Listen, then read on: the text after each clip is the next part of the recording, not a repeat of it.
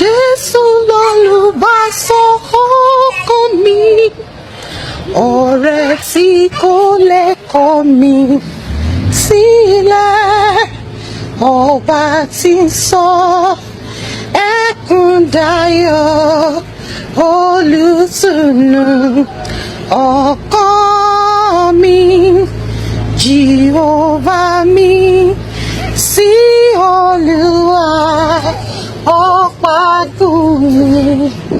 Mo dúpẹ́ fún dásílẹ̀ ìjọ mímọ́ tó ṣojú ẹ̀mí lórí ọ̀tá láàrin ìdààmú. O kò fi mí fún ìjì ayé. Ayọ̀ ló padà já sí ẹ̀yin èèyàn wa. Orin náà lẹ́gbọ́ tí Bisola Badmus ń kọ yìí. Nínú fọ́nrán yìí náà lẹ ti máa rí níbi tí Wasiu tí ó ti ń kọrin tó ti ń kí Abdulmalik ọmọ Emasha tí ó jẹ́ ọmọ Bisola tí ó bí fún Alhaji Wasiu Ayinde. Rántí gbogbo ohun tí Bisola tó ti go through. Ṣe rántí gbogbo ìgbà tí Kúnlé Afọ́ọ̀dù tó béèrè ìrànlọ́wọ́ fún tí ó ṣe ètò gbogbo bí àwọn èèyàn ṣe dìde ìrànlọ́wọ́ fún nígbà tí ara ò fi bẹ́ẹ̀ yá lọ́jọ́ sí. Ẹ rí pé ó lágbára, ẹ rí pé ó tọ́pẹ́. Òun náà lẹ ṣe rí tí Bisola tó ń kọrin ní ìbẹ̀rẹ̀ fọ́nrán yìí. Kí ló wá ṣẹlẹ̀ gangan ni pé àwọn èèyàn ti sọ oríṣiríṣi oríṣiríṣi làwọn èèyàn sọ. Ṣe mọ̀ pé àwọn èèyàn lè rí kí wọ́n má ṣaláìsọ. Gbogbo ẹ̀ lẹ máa gbọ́ nínú fọ́nrán yìí. Àmọ́ ẹ já gbọ́ bí Wasiu Ayinde bó ṣe wẹ́kọ̀mù ọmọ Bisola Badmus.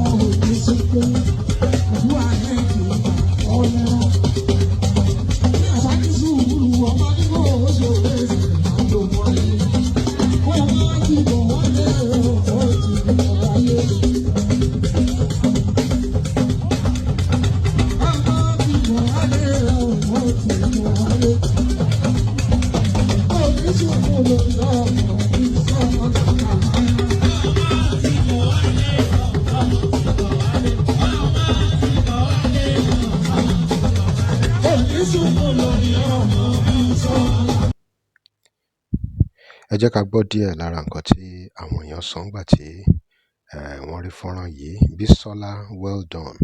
Tèmítọ́pẹ́ Olúbùnmi ló fọ̀rọ̀ yìí sílẹ̀. Ó ní Bisola, well done. You really tried. It's well with you.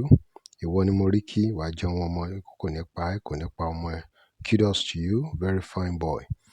Àwọn èèyàn náà tún fi oríṣiríṣi ránṣẹ́ o.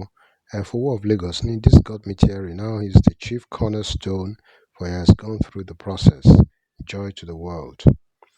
Àwọn èèyàn fi ọ̀rọ̀ ránṣẹ́ sí orí ayélujára o. Àwọn míì tún rèé. Èèyàn kan bí ó ní Alhaja Wendy. And this is how a father is supposed to accept a child on stage at a public event. If this is what we celebrate as acceptance, then something is truly wrong somewhere.